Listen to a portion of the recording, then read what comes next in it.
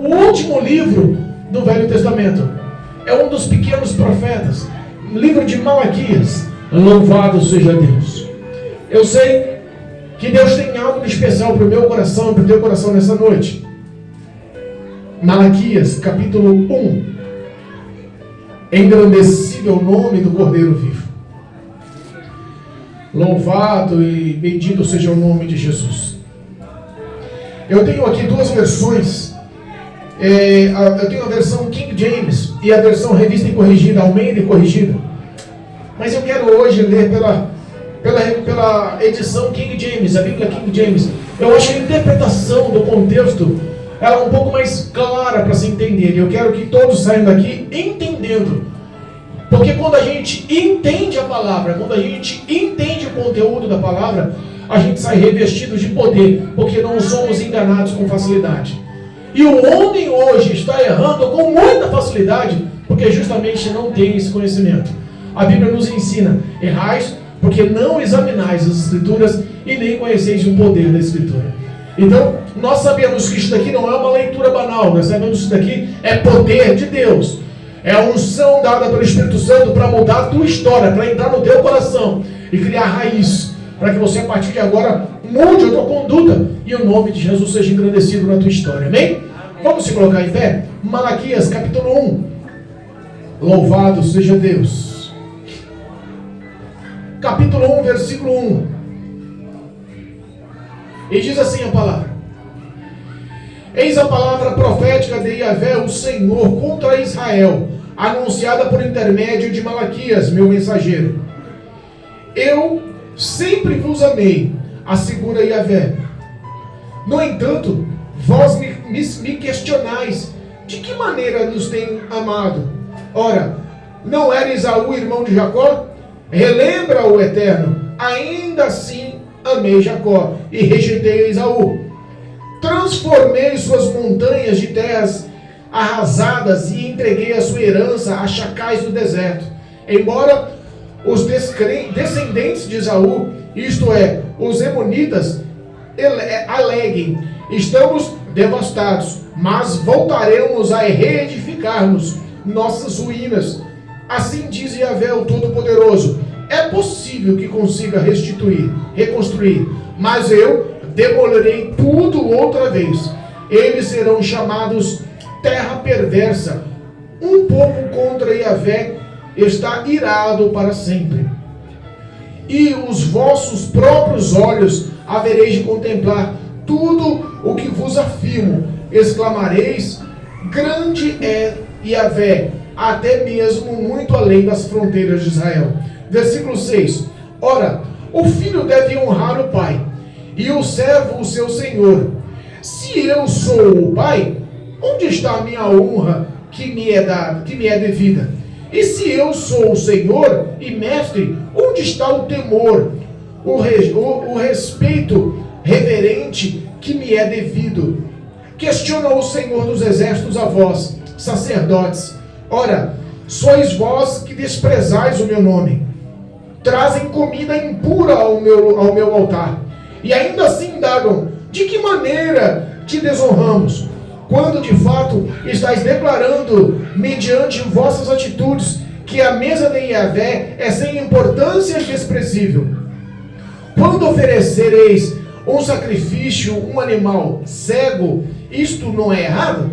E quando ofereceis animais aleijados ou doentes, isso também não é errado? Ora, vai apresentar-se o vosso governador humano. Será que ele vai ficar feliz com tal presente? Ele terá satisfação em atendê-lo? Questiona o Eterno Todo-Poderoso. Suplicai, pois, agora mesmo a graça e o favor de Deus, para que tenham compaixão de nós com esse tipo de oferta. Será que ele vos atenderá? Indaga o Senhor dos Exércitos. Ah, se houvesse pessoa entre vós que fechasse as portas do templo, assim ao menos não acenderia o fogo no altar inutilmente. Assim não tenho em vós o meu prazer, afirma Yahvé dos exércitos, e não aceitarei a vossa oferta desse jeito. Pois do oriente ao ocidente, grande é o meu nome entre as nações. Em toda parte, incensos especiais é queimado e ofertas puras são sacrificadas em adoração ao meu nome. Portanto, grande será o meu nome entre todas as nações da terra, declara o Senhor dos Exércitos. Mas vós profanais o meu nome, quando dizeis, a mesa de Deus é impura e o alimento é desprezível. E ainda murmureis, que canseira, e zombais da cerimônia. Acusa Yahvé dos Exércitos, quando trazeis como oferta animais roubados, aleijados e doentes, e oferecei isto em sacrifício. Imaginai mesmo que eu deveria aceitar as ofertas das tuas mãos? Questiona o Senhor. Maldito seja o governador, que tendo no rebanho um macho sem defeito, promete ofertá-lo, mas acaba sacrificando para mim um animal desfeituoso ou doente. Adverte o Senhor dos Exércitos, pois eu sou o grande rei, e o meu nome deve ser temido entre toda a terra. Amém, igreja? Amém. Louvado seja Deus. Podeis assentar em nome de Jesus.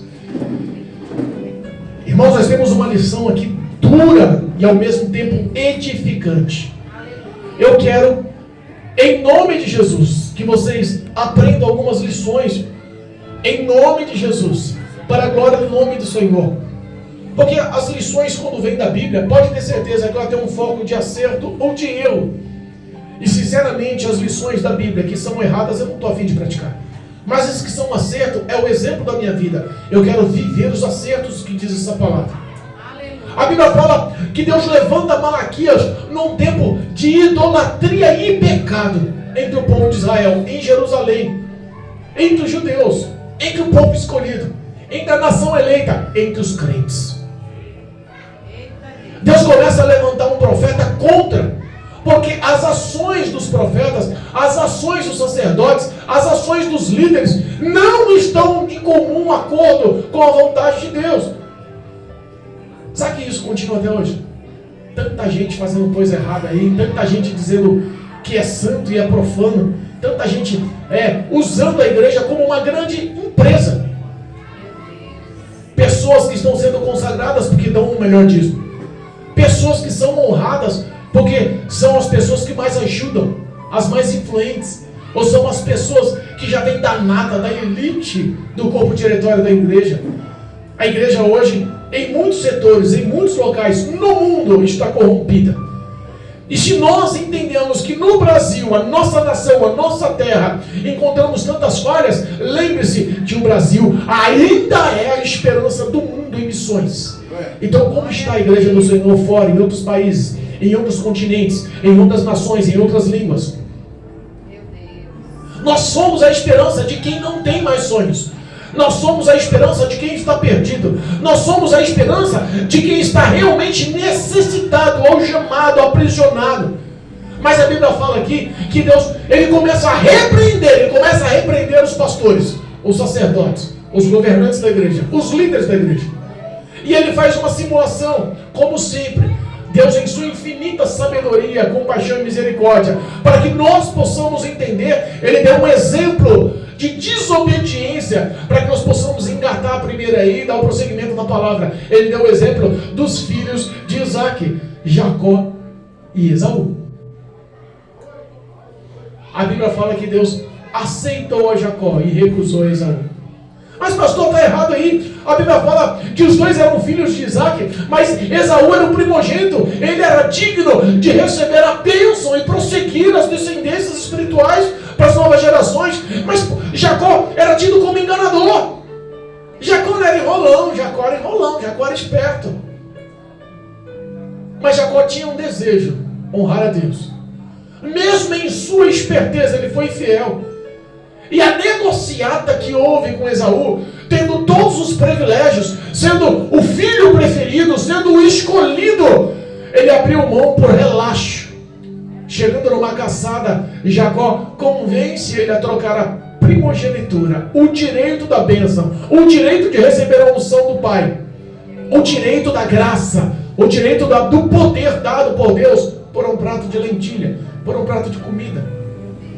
Repara o descaso regar o descaso do escolhido. É isso que Deus está tentando mostrar aqui. Olha, as igrejas hoje estão tratando com descaso. Deus está olhando com os mesmos olhos do passado, a mesma santidade do passado, os mesmos pré-requisitos do passado, mas parece que o mundo, o povo, os ministérios, os grandes institutos bíblicos hoje que estão ensinando e mostrando, estão perdendo seus valores. Meu Deus. Ninguém quer mais falar contra o pecado. Está todo mundo arrumando um jeitinho para a igreja ficar cheia. Ninguém quer mais doutrinar, ninguém quer mais falar, olha, a bebida continua sendo um pecado, o álcool continua sendo um pecado, uma porta aberta para demônios trabalhar na sua vida, as drogas continuam dilacerando a comunhão com Deus através do pecado, o adultério continua sendo mal visto aos olhos de Deus e condenável pelos mandamentos.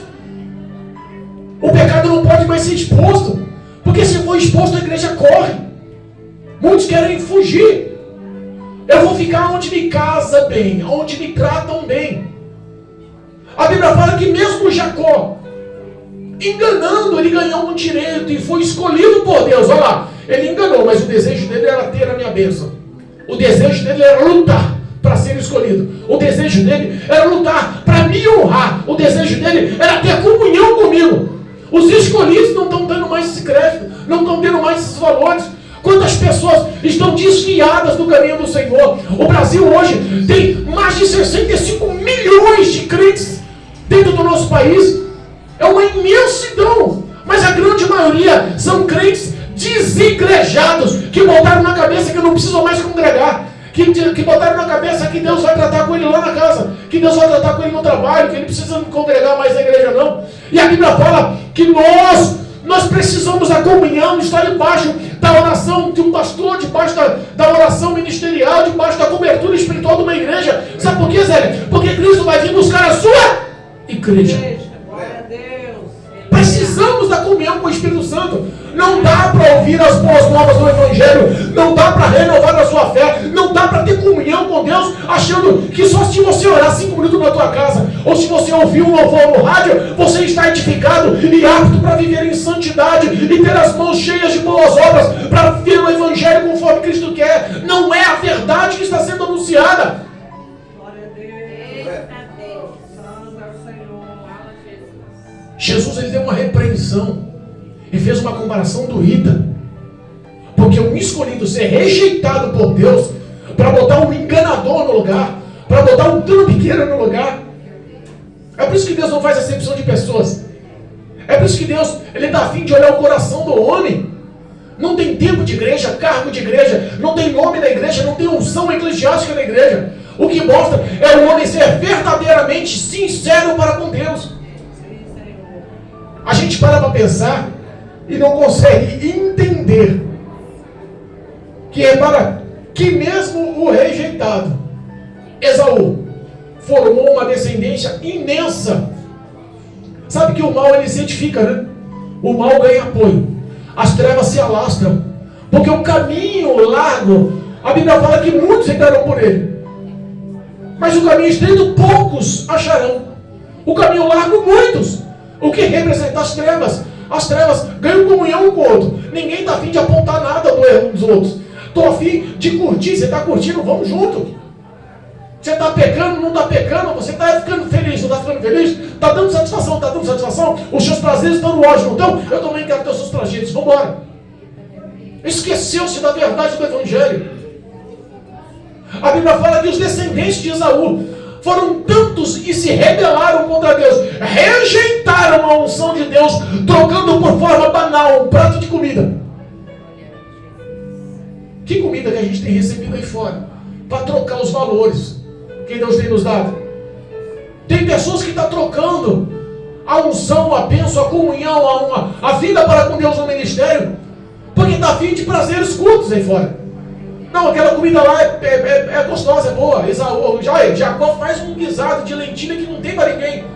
Não vale. Olha, eu vou falar para você, esse negócio de primogenitura fica para depois. Depois eu vejo com meu pai. Deus tem misericórdia, posso pegar agora. E mal sabe ele que o amanhã não lhe pertence. Ele perdeu o direito no momento que ele abriu mão.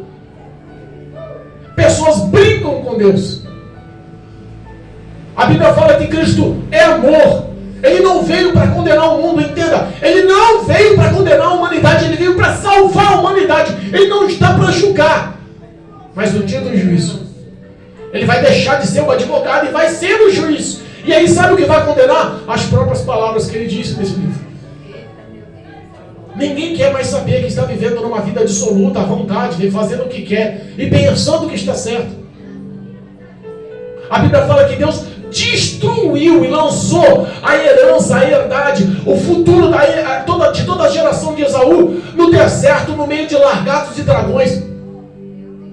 E aí mesmo na rebeldia, sabendo que está errado, nós vamos se levantar de novo, nós vamos se erguer de novo. Quantas pessoas não assumem o seu pecado, acham que estão certas, batem no peito e falam, não tem problema, eu caio aqui, mas eu levanto lá e você vai ver. Santo Deus, aleluia. E Deus falou assim, você pode até levantar, mas eu vou tornar a derrubar vocês de novo. Eu sou o Deus Todo-Poderoso. Repara aí, que Deus dá corda, mas dá corda curta para rebelde. O alimento, que é a base estrutural da vida cristã, é representado pela palavra de Deus. No Velho Testamento, os sacerdotes, eles tinham a obrigação, Maurício, assim, ó, chegava o homem ou a mulher com o pecado cometido. Ele levava um animal. Se o pecado fosse simples, levava uma simples codorninha, uma simples pomba. Se o pecado fosse grande, um homicídio, um adultério, levava um grande animal de porte, uma ovelha, um boi. E o sacerdote pegava aquele animal e oferecia como sacrifício. E aquele sacrifício era queimado no altar. Aquele sacrifício tinha que subir com a fumaça como um incenso suave. O local santo dos santos só entrava quem tinha vida no altar, quem tinha um coração limpo, transparente, andava com verdade perante Deus. Aleluia, meu Deus. Mas sabe o que aconteceu? Aquele povo já estava sendo corrompido, porque os sacerdotes não estavam exigindo mais a doutrina, a lei, as normas. A Bíblia fala que eles estavam aceitando qualquer animal. Pode vir animal cego. A Bíblia fala que a representação do sacrifício, a representação do holocausto, a representação da oferta é a mesma representação de Cristo Jesus quando foi entregue no Calvário para morrer por meus e por teus pecados. Tem que ser santo, tem que ser imaculado, tem que ser sem defeito, tem que ser puro. Eles já estavam levando qualquer animal para fazer sacrifício, Zé. Ah, mas a cabritinha está cega. Não, pode pôr aí que Deus vai aceitar. Ah, mas está doente esse boizinho. Não pode pôr aí, não tem nada não. Deus vai aceitar. Vai te perdoar, Deus é amor. É o que está acontecendo hoje. Ah, mas eu continuo mentindo. Não tem nada não. Com o tempo você vai se acertar. Ah, pastor, mas eu continuo de olho na vizinha lá. Nossa, aquela vizinha não sai da minha cabeça. Não tem problema não. Uma hora você continua. Deus vai te libertar. Continua cantando, continua pregando. Pastor, mas de vez em quando no fim de semana eu tomo um golinho de cerveja, é só para ficar alegre, para não brigar com a minha mulher dentro de casa. Não se preocupa não. Uma hora Deus vai te libertando e tem gente empurrando com a barriga. A palavra não bate mais de conta. O pecado está fazendo parte dentro da igreja. As músicas mundanas, as músicas seculares, os ritmos satânicos, as vestes imundas. As pessoas não querem mais saber de santidade. Está a fim de viver num linguajar surdo, uma postura errada. Não está a fim de honrar mais o nome de Jesus com o seu testemunho. As suas palavras contradizem a sua oferta de sacrifício dentro da igreja. Dentro da igreja se mostra perfeitamente apta. E ninguém está a fim de pontar o dedo na cara. Porque se pontar o dedo na cara, vai arrumar confusão. Eu vou sair da igreja, vou fazer um barraco. Eu sou filho do pastor, eu sou filha da pastora. Eu sou ungido, não pode falar isso comigo. Pecado é pecado no Velho Testamento e no Novo Testamento. O sacerdote ou o pastor que passa a mão na cabeça do pecador para induzi-lo a encher a igreja, e infelizmente está guiando o cego como cego, e a Bíblia fala que ambos irão para a perdição. Meu Deus. Verdade. Jesus dá uma bronca. Não dá uma bronca. Jesus, ele corrige. Não só corrige, Jesus amaldiçoa os pastores que andam numa conduta fora da lei. Se você observar o capítulo 2, a Bíblia fala que ele deu um exemplo de Levítico, de Levi, da tribo de Levi. A representação da lei mosaica, escrita lá no livro de Levíticos por Moisés. Levi foi o patriarca da representação dessa lei. Se eu não me engano, é capítulo 2, versículo 5.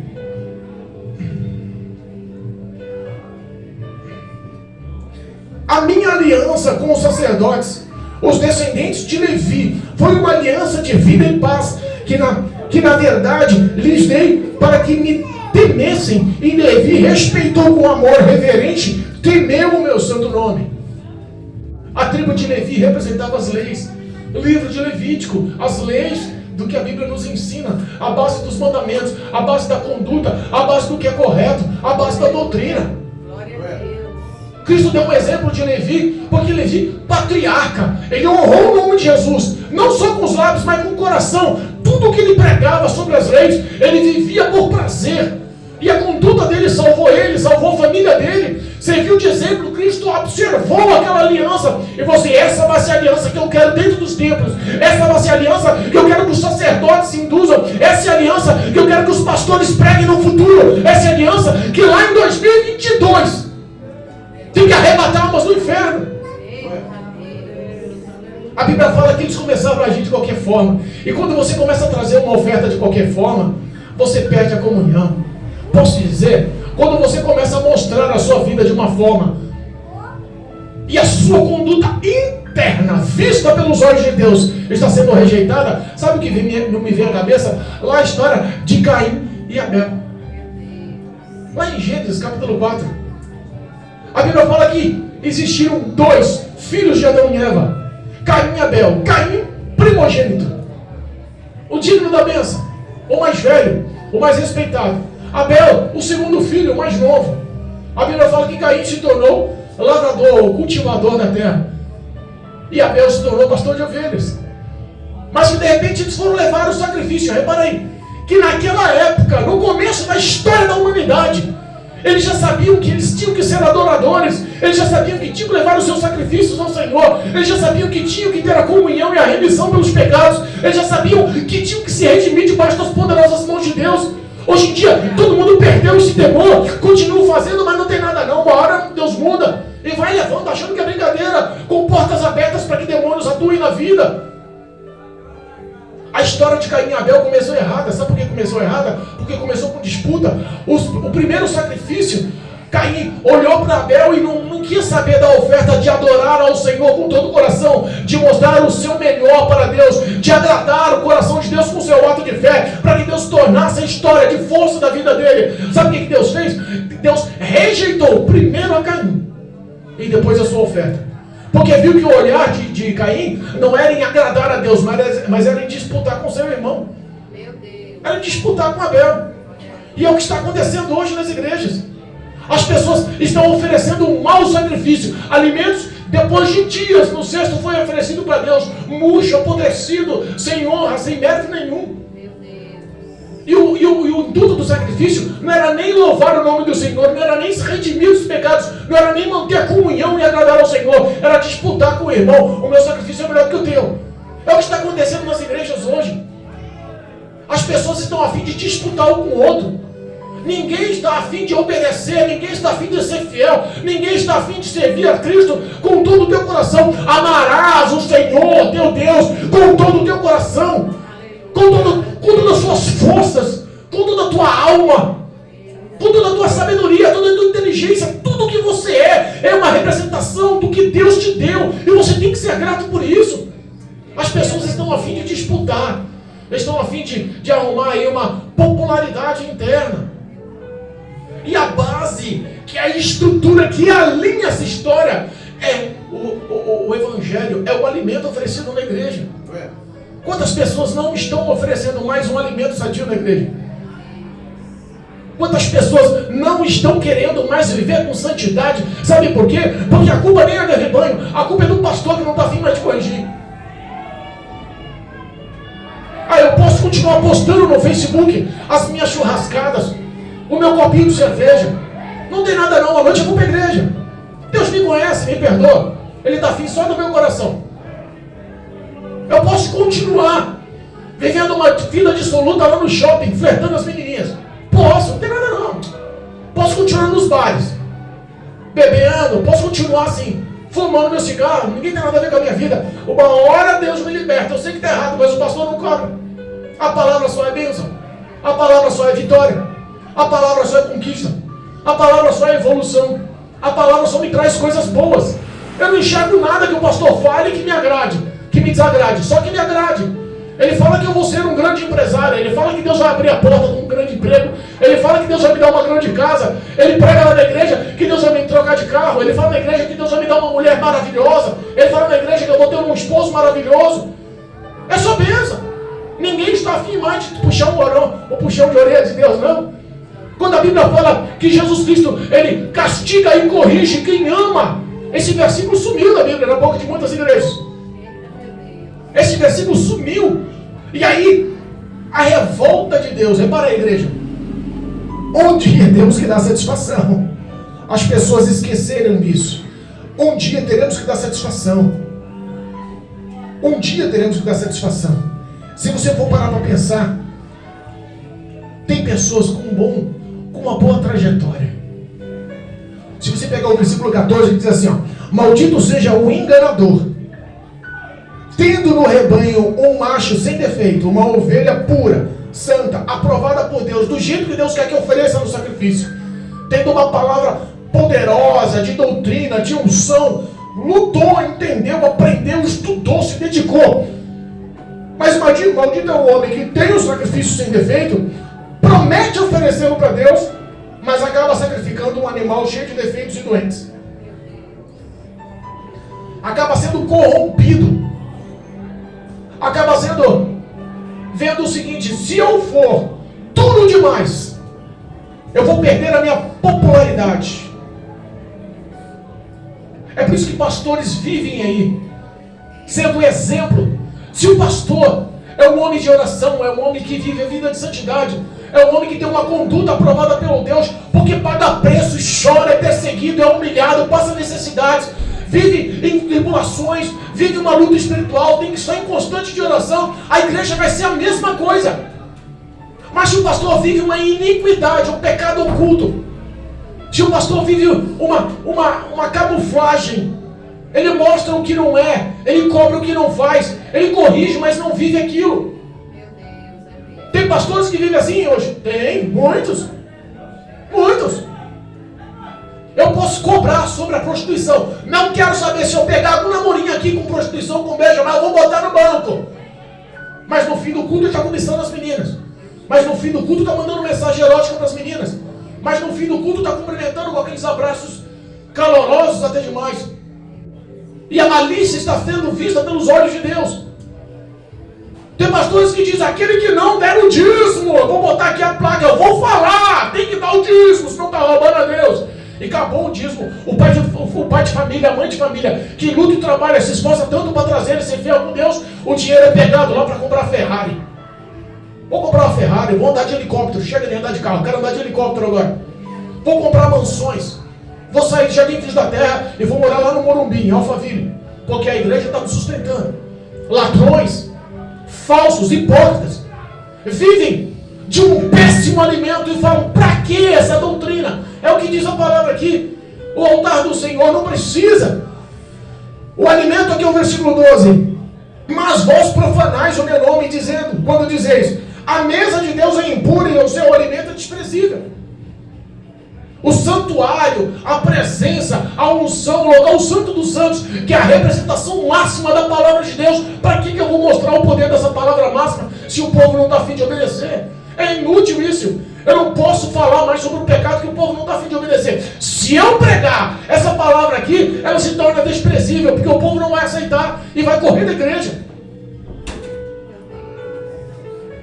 Pessoas que tem uma má conduta no teu íntimo, no teu comportamento, na tua vida espiritual, no teu ser, e mesmo assim batem no peito e falam: eu estou agradando a Deus, eu vou abrir um novo ministério, eu vou começar um ponto de pregação, eu vou reunir um monte de obreiros, eu sou famoso, eu sou popular, eu tenho muito conhecimento, as pessoas gostam de mim, eu sou sociável, eu vou fazer um ponto de pregação e vou iniciar um ministério. Não tem chamado, não tem vida no altar, não é um verdadeiro adorador, oferece um sacrifício imundo, oferece alimentos que satisfazem o ego do pecado, de demônios, que está corrompendo e destruindo e maldizendo o próprio nome do Senhor. Senhor. Quando Deus fala aqui que estão oferecendo e não entendem mais o porquê que estão pecando, mas no que, Senhor, estamos nós pecando contra o Senhor?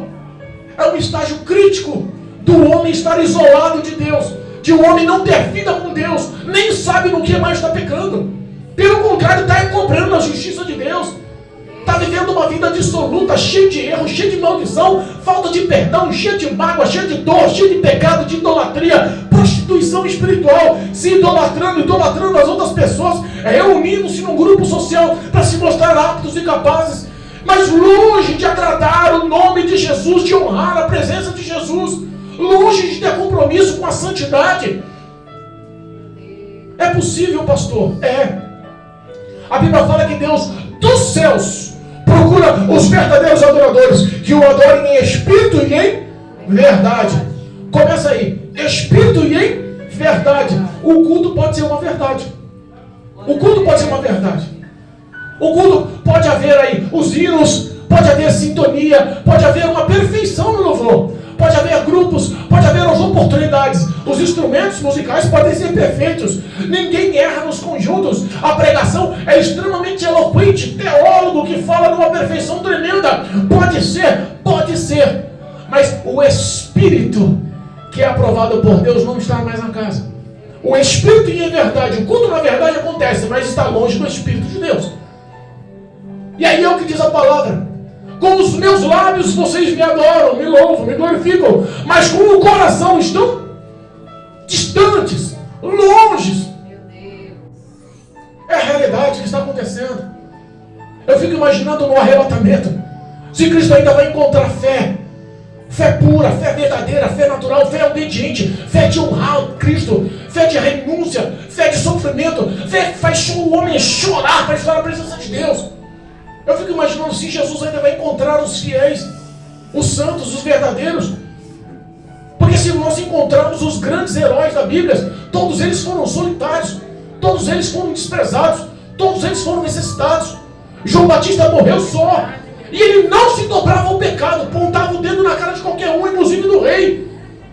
Você rege Israel, rege Jerusalém, mas vive no adultério, na cobiça, no desejo com a sua enteada. Apontou os pecados.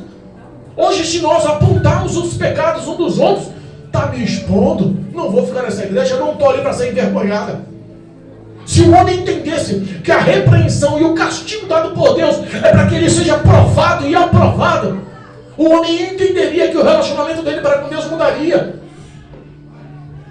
Se você pegar Malaquias, capítulo 3,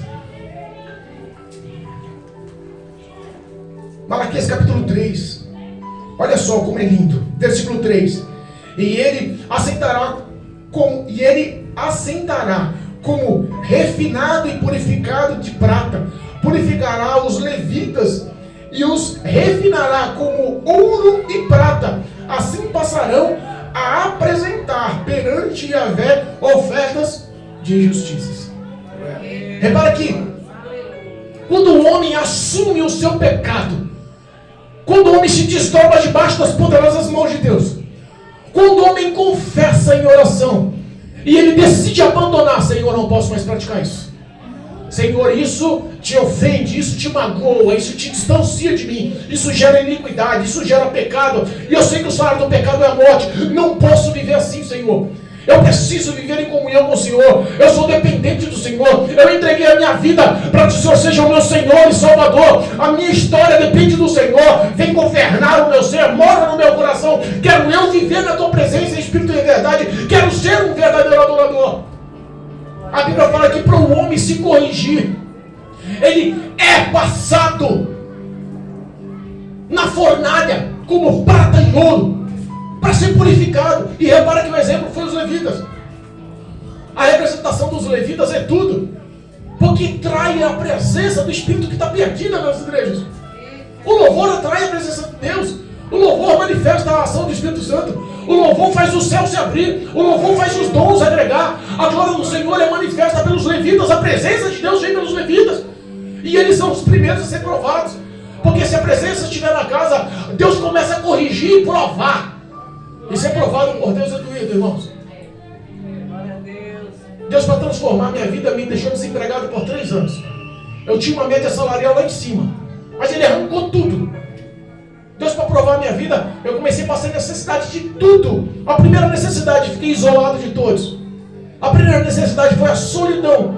Perdi os amigos, perdi os companheiros de balada, perdi as festas, as churrascadas, perdi os almoços, perdi os jantares, eu perdi as festas, perdi a graça.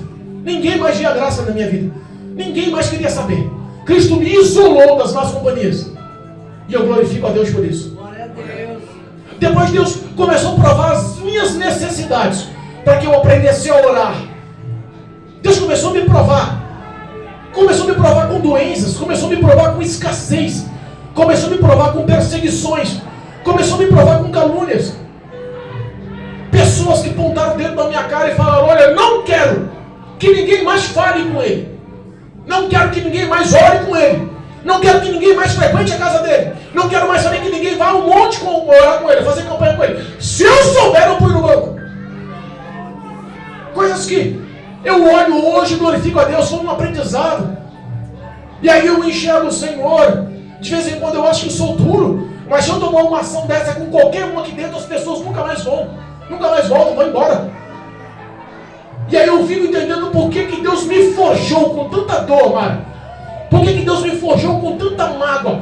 Por que Deus colocou meu coração à prova em tantas situações que parecia que não tinha mais saída? Foi para que eu conseguisse adquirir um caráter aprovado não pelo homem, mas por Deus. E o homem, quando é aprovado por Deus, geralmente ele anda só. Qualquer coisa que ele fala vira uma polêmica. Qualquer doutrina, qualquer ponto de pregação que seja exposto, qualquer verdade dessa lei, dessas escrituras, desses mandamentos, desses estatutos aprovados por Deus, que é realmente vindo dos céus para mudar a minha vida, estruturar a minha vida, a tua vida. Se você anuncia essa verdade, as pessoas querem se afastar de você. Não, pastor Assis não, misericórdia. Pastor Assis parece que o cabo não foi forjado no fogo, não. O cabo foi forjado no vulcão lá. A lava que derreteu ele formou o caráter dele, porque o bicho é bruto. Tem pessoas que não conversam comigo. Zeca, tem pessoas que não conversam comigo porque dizem que eu tenho muito conhecimento bíblico. E não estou a fim de debater, conversar, falar com Deus comigo, porque eu conheço mais a Bíblia do que eles. Que coisa maluca. Então a gente entende que o escolhido tem que ter caráter. Você é escolhido para morar nos céus. Você é escolhido pelo Espírito Santo como casa de Deus. Você é escolhido como o protagonista das boas novas para lutar com o Evangelho na face da terra. O grande avivamento que o Espírito Santo vai fazer no Brasil depende da minha e da tua identidade como crente lavado e remido no sangue do Cordeiro. Não se deixe levar. Se você está congregando numa igreja onde tudo é permitido, em nome de Jesus, vá para uma igreja onde nem tudo é permitido, onde prega-se a verdade ainda, onde prega-se a doutrina ainda, onde há repreensão, correção, onde há a verdade ainda. Não se deixe levar pelo teu coração. A Bíblia fala que o coração do homem é pobre e enganoso. Satisfaz o coração, satisfaz a carne, satisfaz o ego. Vou ficar por aqui mesmo. Mas a Bíblia fala que o coração pobre e enganoso, ele é conhecido e analisado, visto pelo próprio Deus. Só Deus tem o poder de desvendar os nossos sentimentos. É por isso que Ele botou aqui pessoas que dependem de Deus para ser capacitadas por Deus para ser um canal de bênção amanhã. Deus conta com a Márcia como uma grande pregadora do Evangelho. Deus conta com a Mara como uma grande intercessora do Evangelho. Deus conta com o meu filho como um grande pregador do Evangelho que tem promessa.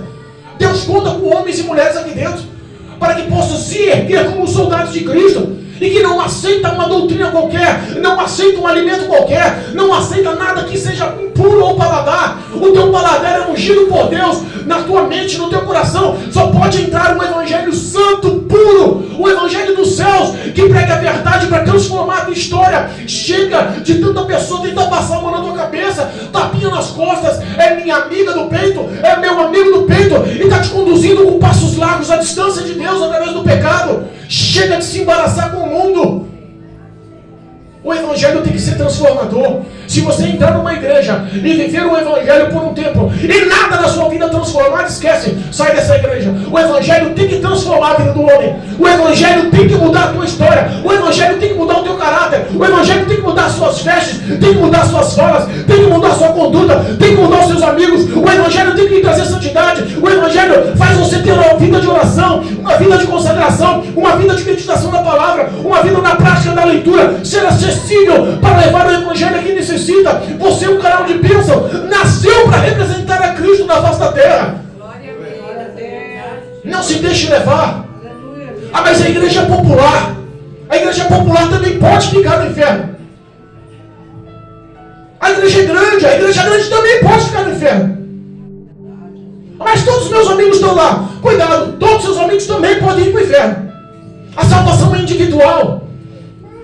Uma vez eu conversei com a minha esposa essa semana. Falei, minha querida, eu sei que você me ama e você quer me defender sobre as perseguições, mas põe uma coisa na sua cabeça: quando você subir ao trono do Senhor, você não vai segurar nas minhas mãos, você vai estar sozinha ante o altar para passar no trono do Senhor, no juízo do Senhor, na presença do Senhor sozinha. É você e Deus, a salvação individual. Eu vou passar sozinho, é eu e Deus, vou ter que dar satisfação da minha vida independente.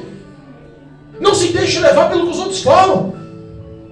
Muitas pessoas dizendo que são amigos, mas estão te conduzindo como cegos, só para satisfazer o seu pecado, o seu ego, o seu erro. O que a gente enxerga, Zé, são pessoas vingativas, que têm um coração impuro, como Caim. Estava a fim de disputar com o irmão. Caim estava a fim de disputar a oferta, quem dava a oferta melhor.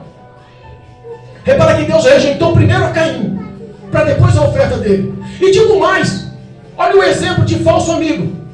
Olha o exemplo de falsa amizade. Caim, eu imagino que Caim chamou Abel lá no campo. Vem, Caim. Ô, Abel, vamos lá no campo, vou te mostrar a minha horta lá. Vou te mostrar meu plantio lá, você é meu irmão amado. Vem cá, meu irmão. Abel foi de todo coração, sem imaginar que seria morto a pedrada. Sem imaginar que o primeiro homicídio aconteceria. Sem imaginar que demônios tomariam a vida do irmão ali. Na cabeça de Abel, era o irmão querido, era o irmão mais velho, era o irmão protetor, era o irmão acolhido, era aquele irmão que era a tua base. Quantas pessoas estão depositando a fé nas outras pessoas e estão esquecendo a sã doutrina da palavra? Não, mas ali é mulher de Deus. Não, fala línguas estranhas, é mulher de Deus. E a conduta está totalmente distorcida na presença de Deus. Não, mas ali é homem de Deus, é ungido, é pastor. Está com uma vida totalmente destruída aos olhos de Deus. Não tem mais alimento sadio nos lábios, está vazio nos lábios. Já não tem mais palavra. Você entra numa igreja que o culto é 2 horas, passa 1h50 de louvor de oportunidade, a palavra é 10 minutos, corre dessa igreja, o pastor é vazio. A prioridade é a palavra, viva a palavra que edifica a vida do homem, a palavra que conduz o homem para os céus. Em nome de Jesus, tenha entendimento. Em nome de Jesus, abra a visão espiritual. Em nome de Jesus, tenha discernimento de espíritos. Em nome de Jesus, a Bíblia fala que nós somos conhecidos pelos frutos.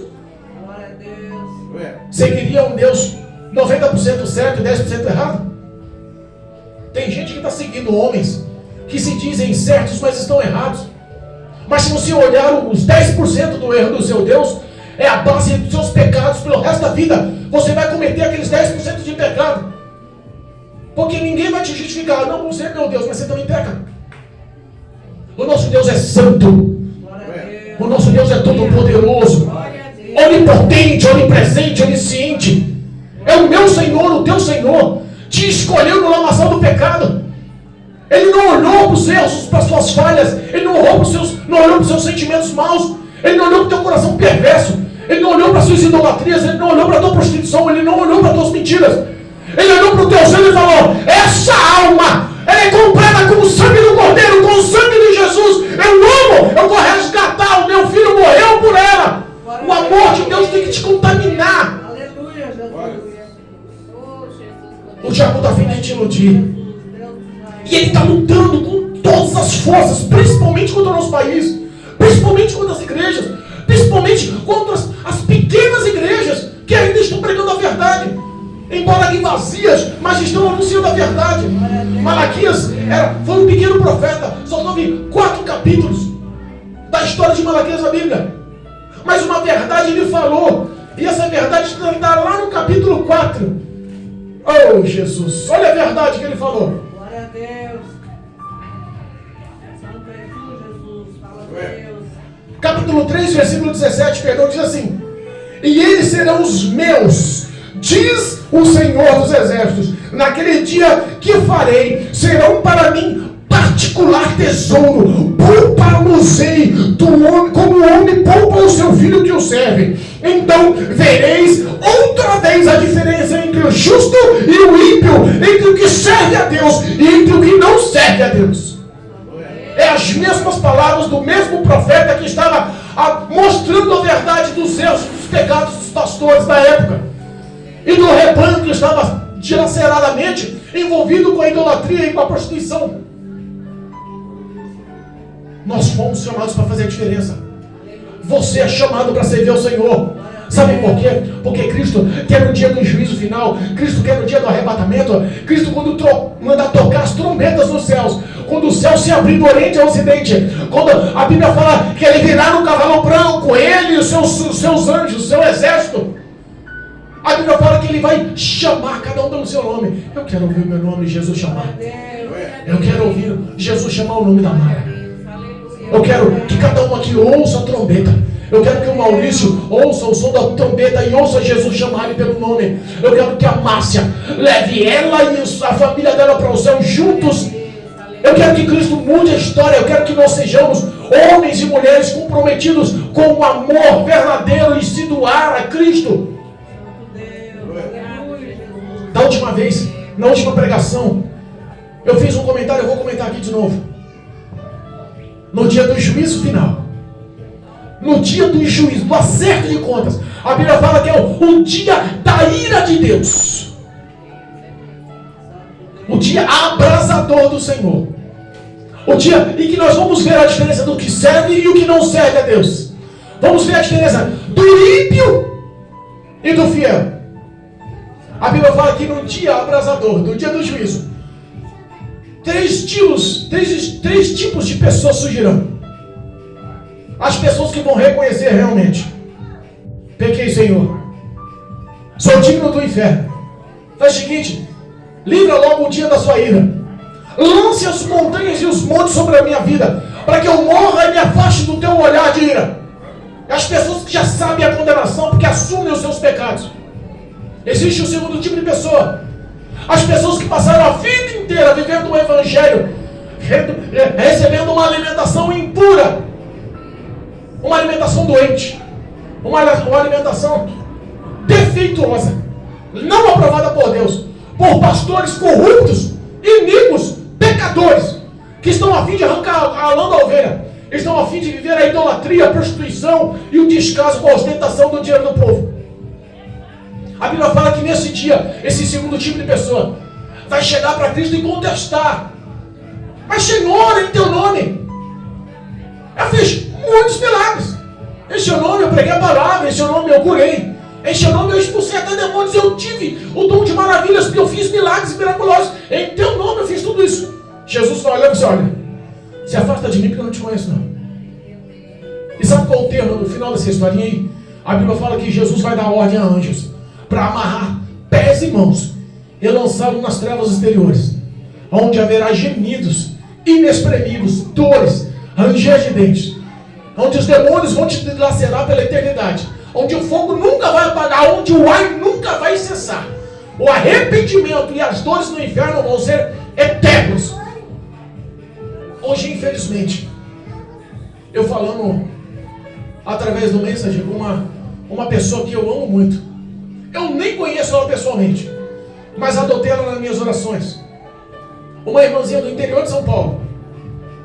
Vivia uma vida destruída. Um casamento com ela cristã, casou com um macumbeiro e um cara pedófilo, a vida destruída. Ladrão, traficante, maltratava. A vida daquela menina foi destruída. E na igreja dela todo mundo virou as costas para ela.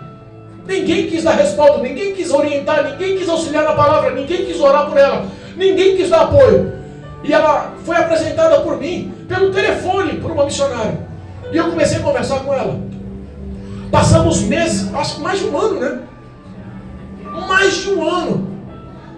Falando a verdade, pregando o evangelho, repreendendo quando tinha que repreender, auxiliando quando tinha que auxiliar, apoiando quando tinha que apoiar, orando, intercedendo, colocando nas mãos de Deus, levando o consolo e o bálsamo do Espírito Santo para os corações necessitados e aflitos da casa dela. A história da família dela foi dilacerada.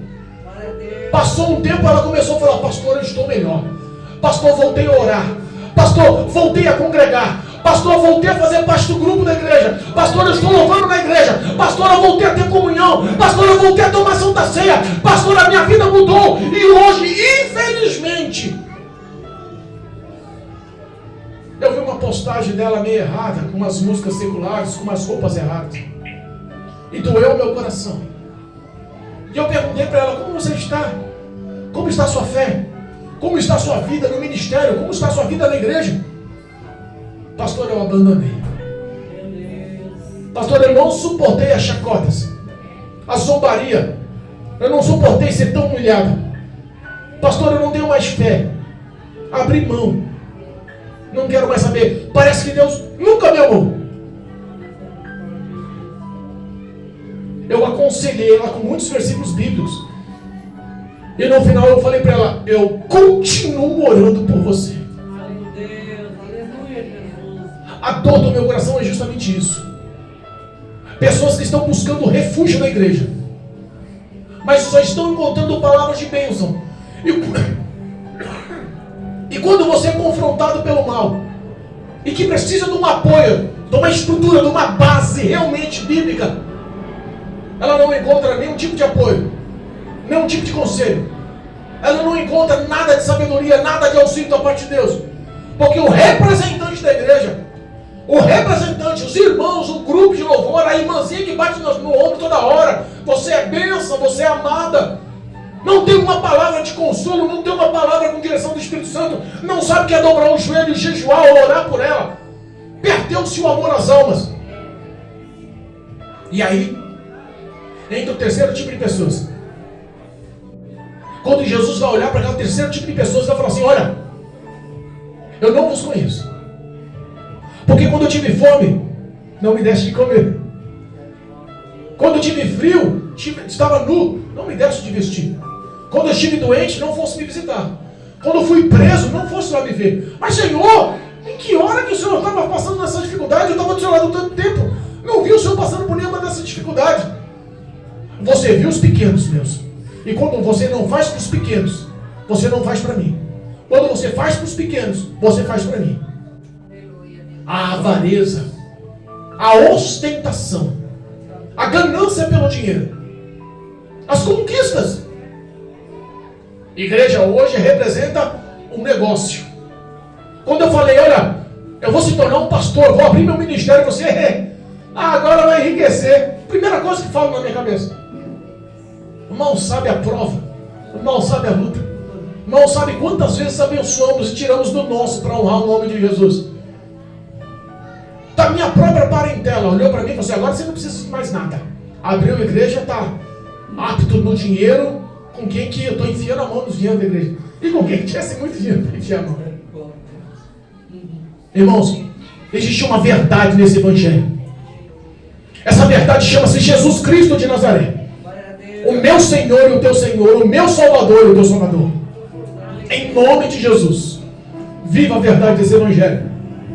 Saia daqui entendendo uma coisa: se você quer ser amigo de Deus, estude as palavras, tenha vida de oração e rompa com a amizade do mundo.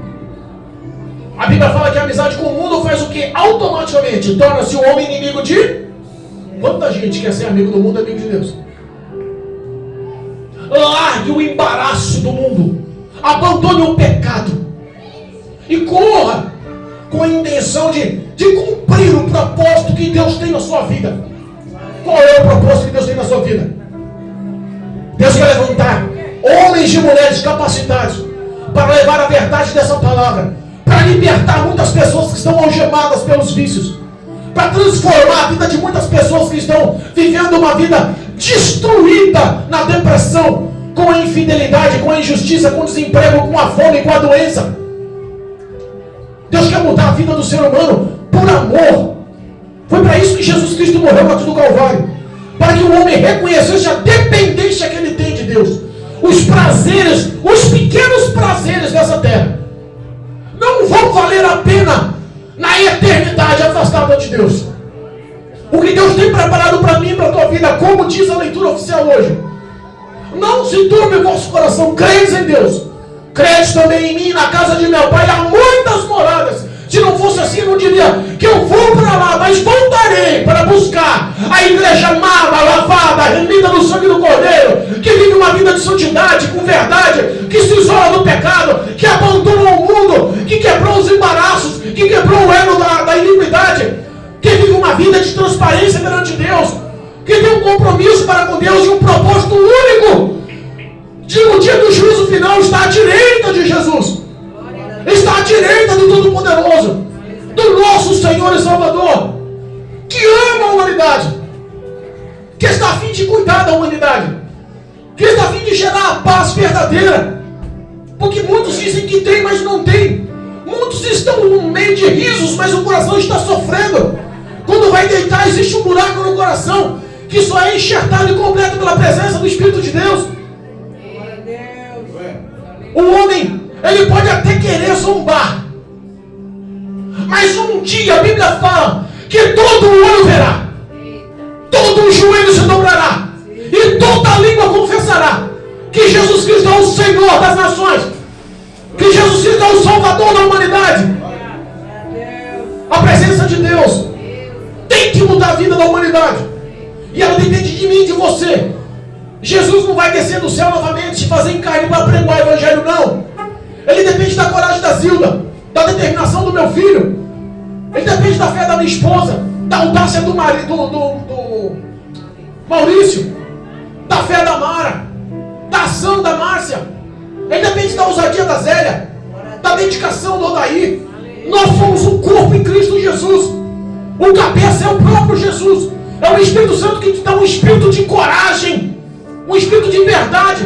Saia da mesmice, achando que a tua vida está agradando a Deus sem obras alguma. Um dia seremos cobrados, seremos postos na balança.